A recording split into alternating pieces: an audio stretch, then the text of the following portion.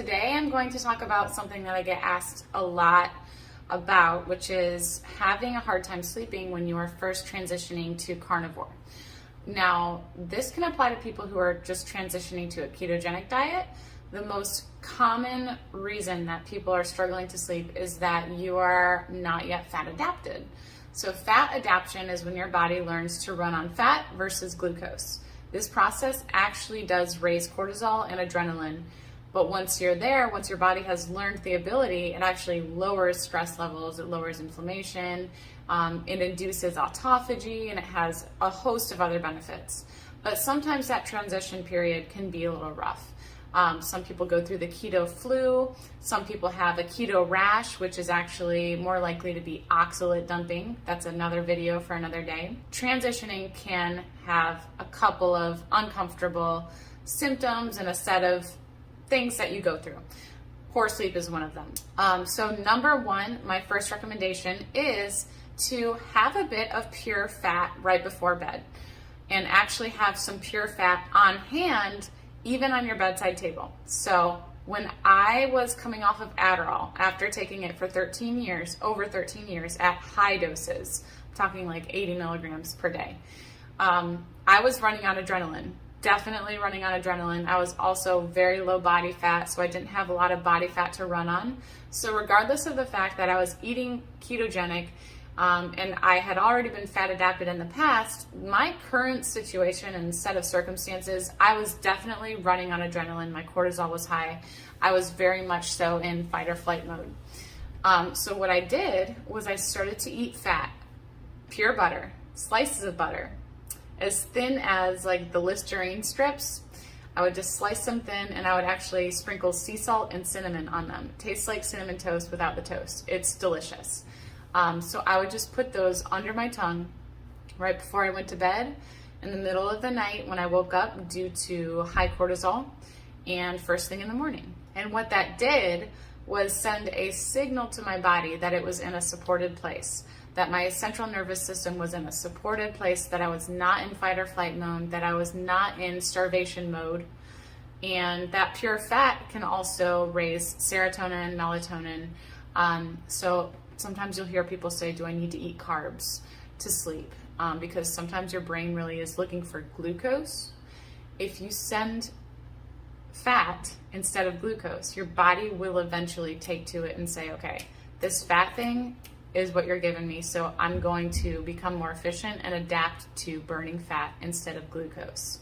The brain does require a certain amount of glucose, but the body can literally make glucose from the backbone of fat.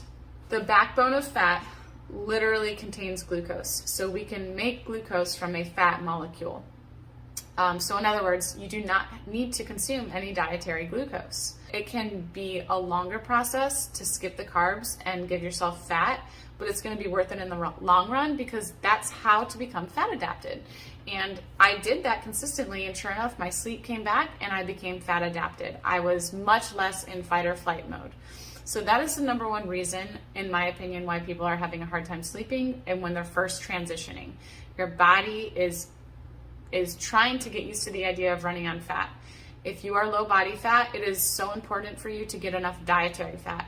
If you are high body fat, but this is the first time you've become fat adapted, it is still so important for you to get enough dietary fat. So a lot of people will talk about, well, I have extra body fat stores, so I'm not going to add extra dietary fat. Yes, that does make sense, only after you've been fat adapted. Fat adaptation is kind of like learning how to ride a bike. You have to learn how to ride a bike. I think all of us can think back to when we learned how to ride a bike. It wasn't like you got up and you rode it for the first time. If you did, then good for you. But it wasn't like that for me. I definitely fell down a couple of times. It was rough. But once I knew, and I didn't really fall off anymore.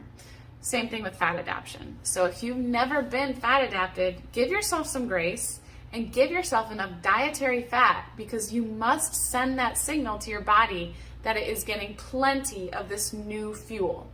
If you're eating more protein than fat and you've not yet been fat adapted, it is very likely that your body will try to make glucose and fuel from that excess protein, which can be stored as glycogen in the liver, and then we can make sugar, glucose, out of it through gluconeogenesis.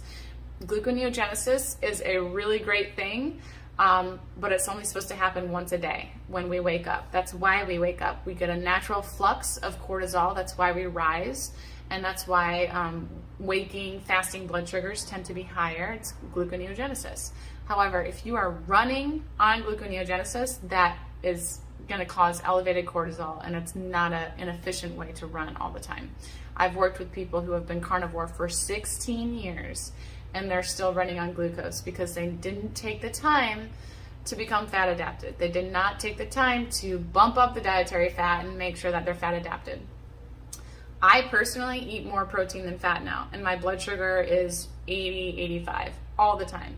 But it was not always that way. And for a long time, especially when I was low body fat, I was at a 4-to-1 fat to protein ratio, 3-to-1, 2-to-1. I had to have that extra padding for my central nervous system, for my hormones, for my brain, everything. So don't be afraid of the dietary fat. Some other reasons that you might be waking up during the middle of the night is if you're not eating enough. It's going to be the same mechanism. Not eating enough will raise your cortisol. It's going to put you in fight or flight mode or starvation mode. No, you're not actually starving, but your body is sensing low fuel.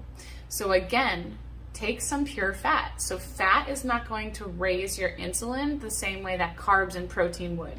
I do not encourage people to eat late at night. That's actually something that could cause you to have poor sleep, is eating too late or eating too close to your bedtime.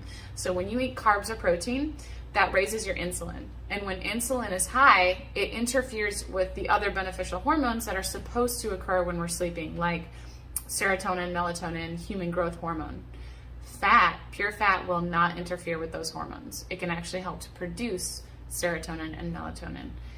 The amount of fat is not as important as sending that signal. So like I told you earlier, I would literally just have a tiny little slice of butter. It was almost see-through. It was just a small amount. You could keep it under 50 calories, and technically you wouldn't be breaking the fast if that's important to you. But again, fat is not going to raise insulin the same way that carbs or protein would, but it will send the signal to your body that it's in a supported place. So, and if you don't eat butter, you could definitely do bone marrow, suet, whatever source of fat you want, but it's just such a great tool to keep your body in a supported place. If you're not eating enough in general, you could definitely be going through gluconeogenesis more than necessary, more than what's helpful, I should say. And bumping up your fat is another good way to get out of that, but also just eating enough in general is very important.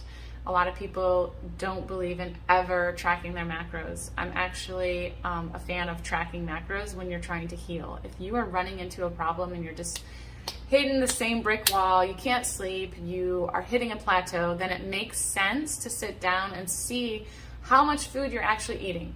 What is your fat to protein ratio? What you can measure, you can manage.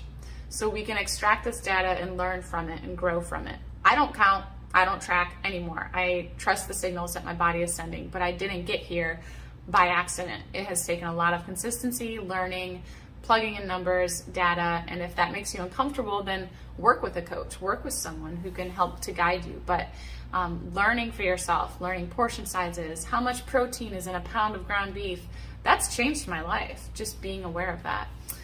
So I hope this helps. The key is to eat enough. The key is to make sure that your body is sensing that it has enough and that it's in a supported place.